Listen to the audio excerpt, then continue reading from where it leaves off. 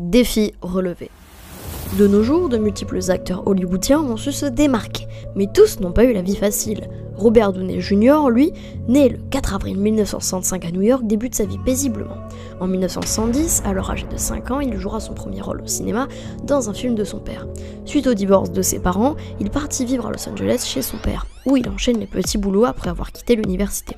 Il joue parfois dans des pièces de théâtre. Il participe à Mussolini, The Untold Story, une mini-série avant d'être engagé dans la troupe de la série Saturday Night Live en 1985. On le retrouvera dans The Pickup Artist en 1987 et dans Neige sur Beverly Hills durant la même année.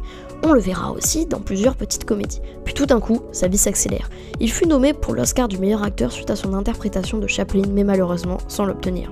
Mais sa carrière fut stoppée quand il commença à avoir des problèmes de toxicomanie et d'alcoolisme qui lui ont valu plusieurs arrestations. Il décochera un Golden Globe après avoir joué dans la série Ally McBeal en 2000, mais il sera rapidement exclu du tournage après avoir été arrêté pour possession de drogue et d'armes à feu, avant d'être contraint d'intégrer un programme de réhabilitation. Mais en 2003, un événement le marquera particulièrement et lui fit prendre conscience de la gravité de sa situation. Tout le monde se souvient sûrement de la scène de Iron Man 1 où Tony Stark rentre et demande un cheeseburger après s'être évadé d'une prison détenue par des terroristes.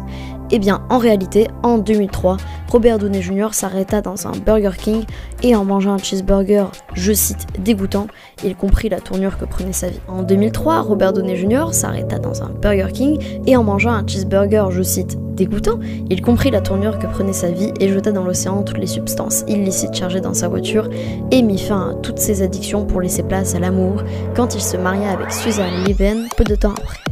Aujourd'hui, il est l'un des acteurs les plus connus et inspirants au monde. Son parcours aura enseigné plus d'une leçon et sa fortune s'est élevée à 350 millions de dollars en 2020. Like et abonne-toi si ça t'a plu.